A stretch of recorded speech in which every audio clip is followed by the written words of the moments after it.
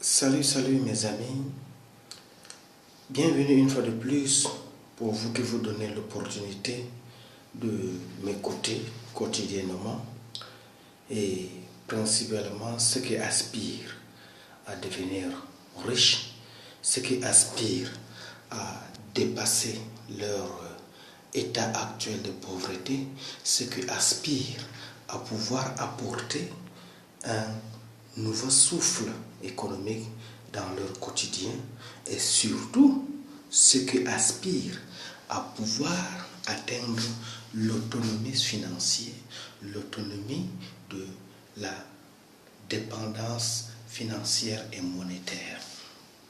Alors, comme promis, ce matin, je reviens à vous pour parler d'un sujet qui est aussi simple. Parce que lorsqu'on l'analyse, pour ceux qui sont chrétiens, bref, pour tous ceux qui croient en Dieu, la parole de Dieu dit que au commencement, Dieu créa l'homme. Il créa l'homme à son image. Si, de toute évidence, nous sommes convaincus que Dieu est parfait, Dieu est autonome, Dieu est souverain et qu'il a le dernier mot dans les perspectives de ses objectifs à atteindre dans le souci d'avoir créé l'humanité, tu comprendras avec moi que l'homme qui est créé à l'image de Dieu est supposé être perfectible, est supposé avoir une autonomie financière, bref, est supposé être au-dessus du besoin ou bien à l'abri de 10 besoins. Mais la problématique singulière qui retient et qui doit d'ailleurs retenir notre attention ce matin, c'est que si l'homme est supposé être créé à l'image de Dieu, pourquoi souffre-t-il? Pourquoi est-il esclave dans son propre pays, dans son propre terroir, dans sa propre région? Pourquoi est-il sujet de manipulations diverses? Il faut comprendre que à ce sujet, l'homme a été asservi. Il a été asservi par qui? Il a été asservi par un autre humain comme lui, semblable comme lui. Alors, aujourd'hui, lorsque je viens à toi, c'est pour que tu puisses prendre ta responsabilité en main. C'est pour que tu puisses assurer ton autodépendance. Si effectivement tu te rends compte que tu as été créé à l'image de Dieu, si tu te rends compte que si effectivement créé à l'image de Dieu, tu réfléchis comme Dieu, tu penses comme Dieu, tu agis comme Dieu, tu as un sens de créativité comme Dieu. Parce que avant que tu ne fûs, tu existais dans la préscience de Dieu. Lorsque son temps marqué est arrivé, il est passé par le canal de tes parents géniteurs pour que tu sois matérialisé et arrives à l'existence. C'est à cela donc que la suprématie de Dieu s'impose. Toi donc, qui m'écoute, qui me regarde à travers cette vidéo, sache que tu n'es pas un sous-homme. Sache que tu n'es pas supposé être quelqu'un de la basse classe et que d'autres personnes que tu considères être de la haute classe sont différents de toi. Non. Je dis non. Il faut des objectifs, il faut des projets, il faut le sens de responsabilité pour pouvoir atteindre ne serait-ce que le seuil minimal de notre dépendance. Peut-être tu me diras que l'Afrique est le continent le plus pauvre. Peut-être tu me diras que ton pays n'a pas l'autonomie financière de sa monnaie pour pouvoir être à la mesure d'atteindre les objectifs du millénaire afin de mettre à l'aise la population. Oui, c'est vrai, parce que depuis l'époque des indépendances, les États africains ont été en quelque sorte floués, et même quand bien même ils ont donné une sorte d'indépendance administrative, l'indépendance monétaire ou bien économique est restée entre les mains des colons. C'est comme si tu as une chèvre attachée au bout de la corde, tu libères la chèvre, mais tu restes avec la corde en main. Cela te permet de pouvoir gérer le mouvement de cette chèvre étant à distance parce que tu tiens encore le cordon de sa dépendance. Alors, mon cher ami, ma chère sœur, mon cher frère, si je viens à toi, c'est pour te dire que l'autonomie financière, la dépendance monétaire, elle s'acquiert. Mais elle s'acquiert au prix du sacrifice. Je ne sais pas les projets que tu as en tête. Je ne sais pas ce que tu penses de ton avenir, ce que tu penses de l'avenir de tes enfants, ce que tu penses être pour ta société. Je ne sais pas ce à quoi est-ce que tu rêves d'être un sujet de bonheur pour ta communauté.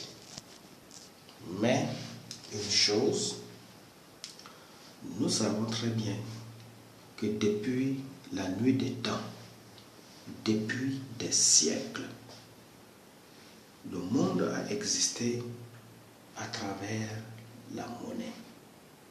Et cette monnaie a connu beaucoup de métaphores, passant des coris au troc, passant du troc à l'ère de l'or, passant de l'or à la monnaie fiduciaire que nous utilisons actuellement. Mais alors, cette monnaie que nous avons actuellement en nos possessions pour son exploitation, elle est basée sur un taux de change qui est parfois égal ou supérieur à nos devises. Prenons le cas par exemple de l'Afrique centrale ou bien l'Afrique francophone de la zone franc. Il semble que nous sommes encore sous la pression des Occidentaux qui veulent nous imposer une autre troisième dévaluation du franc CFA. Parce qu'en 1994, nous avons connu une dévaluation. En 2002, nous avons connu une seconde dévaluation. Et cette année, il y a des rumeurs qui courent que probablement il y aura une autre dévaluation. Alors, si notre maigre franc CFA, qui vaut déjà une seule pièce d'euro, qui se traduit, qui se convertit en une valeur de 650 francs CFA, et qu'on nous impose encore une autre dévaluation, imaginez ce que cela va coûter. Mais là n'est pas le problème de mon approche. Nos pays peuvent beau accepter la dévaluation de franc CFA. Ce n'est pas un problème. Mais l'ultime problème, c'est que nous avons besoin de vivre. Nous avons besoin d'atteindre des objectifs. nos vies. Nous avons besoin de réaliser un certain nombre d'infrastructures sociales de base. Alors, si nous, les fils et filles de l'Afrique, nous ne faisons pas des efforts pour être auprès, pour assister nos États, il serait difficile pour nous d'être affranchis de la pauvreté. Il serait difficile pour nous d'être affranchis de la misère. Le volet franc CFA et sa dévaluation, je m'en passe parce que ça ne me regarde pas trop. Puisque si le politique veut céder, moi qui est hors de la politique, je vais juste proposer un instrument qui est focalisé sur le développement de l'Afrique. Et cet instrument, c'est TBC. C'est cette monnaie virtuelle qui est aujourd'hui une source du bonheur pour le futur, une source d'énergie nouvelle pour nos économies qui pourra nous permettre de pouvoir résoudre un certain nombre de choses. Déjà, il faut reconnaître que TBC fait partie de la crypto-monnaie. Et qui dit crypto-monnaie dit aussi économie numérique. Alors, tel que c'est parti, tel que le monde est en train d'évoluer dans une vitesse supersonique, où l'électronique semble damer le pion sur les mécanismes classiques, alors cette monnaie a toute sa chance, cette monnaie a toute sa place, cette monnaie a toute sa valeur de s'imposer au monde comme une source qui peut permettre de réduire l'écart de pauvreté entre les riches et les pauvres. Personne n'est né riche. Même les ayants droit, les héritiers des riches doivent savoir une chose, qu'ils ont hérité d'une forme d'abondance qui a été entretenue en amont par leurs grands-parents, par leurs parents, ou bien par une élite de la génération passée. Aujourd'hui, ils ne sont que consommateurs. Nous aussi, dans cette lancée, nous avons hérité d'une pauvreté dont nous ne sommes pas forcément responsables. Nous sommes les victimes de la pauvreté ambiante. Nous sommes les victimes de la misère qui sévit autour de nous. Nous sommes victimes d'une situation qui nous a été imposée par les forces majeures de la nature parce que l'humanité est entièrement riche. S'il faut le dire, l'Afrique a toutes les potentialités. L'Afrique a tous les atouts. L'Afrique dispose de tous les mécanismes nécessaires pour pouvoir enrayer et réduire à sa simple expression la pauvreté ou bien la misère sur son continent. Mais si aujourd'hui cette Afrique-là, dont toi et moi sommes originaires, ne parvient pas à s'en sortir, cela suppose qu'il y a des forces exogènes qui s'imposent à nous. Cette force exogène, c'est quoi? C'est le problème de la monnaie. Et cette monnaie qui existe depuis des siècles n'a pas pu résoudre nos besoins. Raison pour laquelle il nous faut une dimension alternative à travers la crypto-monnaie qui est TBC, afin de pouvoir corriger les incohérences de ce que la monnaie fiduciaire que nous utilisons n'a pas pu résoudre dans nos vies. Au quotidien, nous subissons le diktat de la pauvreté. Au quotidien, nous subissons les assauts répétitifs de la misère. Mais alors, est-ce que nous allons demeurer ainsi, croisant les bras?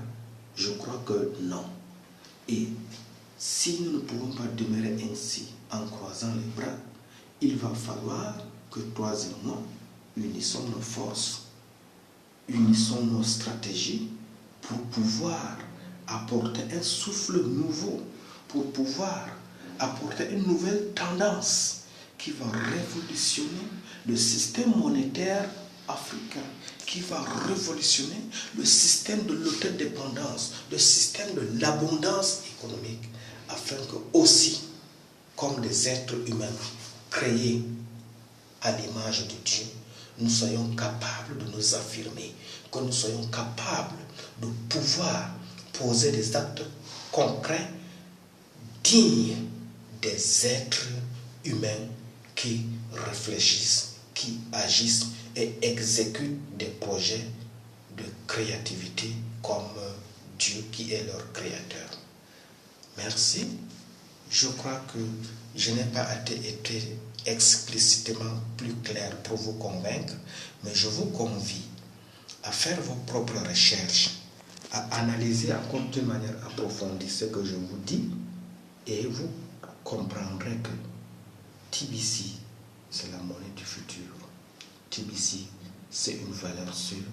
TBC, c'est une source de l'abondance. Merci beaucoup.